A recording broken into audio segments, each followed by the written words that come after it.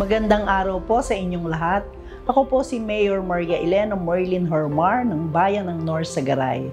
Karangalan po sa akin at sa aming bayan na tanggapin ang hamon ng ating former Vice President at ngayon ay punong lungsod ng Naga City na si Mayor Leni Robredo na sumali sa Bayang Bumabasa, Mayors for Literacy Challenge ng EDCOM 2. Taos-pusong pagpupugay sa lungsod ng Naga sa kanilang matibay na paninindigan para sa pagsusulong ng literasiya. Kinikilala rin natin ang mahalagang papel ng EDCOM 2 sa pagsusulong ng reforma sa edukasyon na hakbang tungo sa mas maliwanag na kinabukasan para sa kabataang Pilipino. Bawat bata makakabasa para sa bayang bumabasa.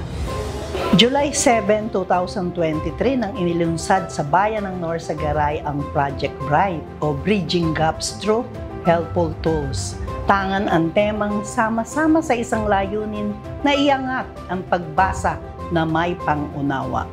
Layunin ng Project Bright na paunlarin ang kakayahan sa pagbabasa ng mga batang kinder hanggang grade 6, lalo na ang mga hirap sa pagbabasa o struggling readers, gamit ang makabago at malikhaing paraan, kabilang ang teknolohiya, upang gawing mas masaya at kapanapanabik ang pagbabasa. Sa tulong ng programang ito, mas napapalawak ang access ng mga bata sa educational materials at natutulungan din ang mga magulang na maging mas aktibong katuwang sa pagkatuto ng kanilang mga anak. Sa ngayon, 3 eskwelahan na sa aming bayan ang nagkamit ng mataas na Comprehensive Rapid Literacy Assessment o CRLA. At halos wala ng low emerging readers at 0 na ang non-readers. Dito po sa North Sagaray, prioridad namin ang edukasyon. Kaya naman mula sa preschool hanggang kolehiyo, ang suporta ng aming lokal na pamahalaan ay tuloy-tuloy sa pamamagitan ng Darabasa na isang tutoring program na nakatutok sa pagtuturong bumasa sa mga bata sa pamamagitan ng mga student tutors mula sa Dalubhasaan ng North Sagaray at iba pang volunteers. Sa pamamagitan ng proyektong ito, natutulungan nating mapabilis matutong bumasa ang mga bata at nagkakaroon din ng dagdag kita ang mga student tutors at volunteers dahil sa Cash for Work program mula sa MSWDO. Libreng educational materials at reading books para sa mga daycare learners sa 55 Child Development Center dito sa North Sagaray. Sa kasulukuyan ay nagpapagawa pa ang pamahalaang bayan ng North Sagaray ng karagdagang mga daycare centers upang mas maraming batang Garayenyo ang magkaroon ng mas maagang libreng access sa pagsisimula ng kanilang pag-aaral.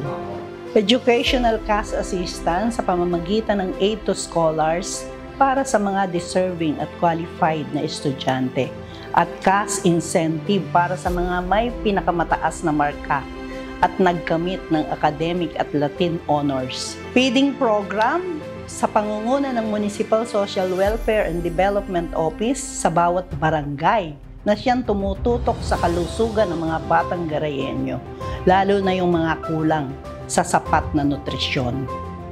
Free Wi-Fi, katuwang ang DICT, para sa mga paaralan sa remote areas at sa mga kapatid na dumagat na naninirahan sa kabundukan na malaking tulong sa kanilang tuloy-tuloy na pagsusumikap sa pag-aaral. Buo din ang suporta ng inyong lingkod sa mga estudyanteng hinahasa ang kanilang mga kakayahan at talento sa larangan ng sports, digital innovation at iba pa. Gayon din ang pagbibigay namin ng mataas na pagpapahalaga sa mga guro. Kaya naman ang pamahalaang bayan ay may libreng annual medical check-up para sa lahat ng mga guro sa aming pampublikong paaralan at pamamahagi ng cash incentive every summer para sa kanilang remediation program. Sagot na rin ang pamahalaang bayan ang electricity bill ng mga pampublikong paaralan upang magamit nila ang kanilang pondo para sa mas marami pang reading and instructional materials.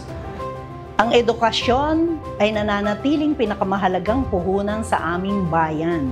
Sa bawat hakbang tungo sa mas maunlad na North Sagaray, Kasama sa aming pangarap ang pagbibigay ng dekalidad na kaalaman at kasanayan sa bawat batang Garayenyo. Dahil sa edukasyon, nagkakaroon tayo ng pag-asa at tiwala na ang ating kabataan ay magiging handa sa mga hamon ng kinabukasan. Sa Norsagaray, kami ay bayang bumabasa. At bilang pagpapatuloy ng hamon, buong respeto at kagalakan kong inihahabilin ang susunod na yugto ng Bayang Bumabasa, Mayors for Literacy Challenge, kay Mayor Ross Rizal ng Calamba City, Laguna. Naway magsilbing inspirasyon sa lahat ng LGU ang ating pagkakaisa upang sama-samang maitaguyod ang mas maliwanag na kinabukasan para sa bawat kabataan. Bawat bata makakabasa para sa Bayang Bumabasa.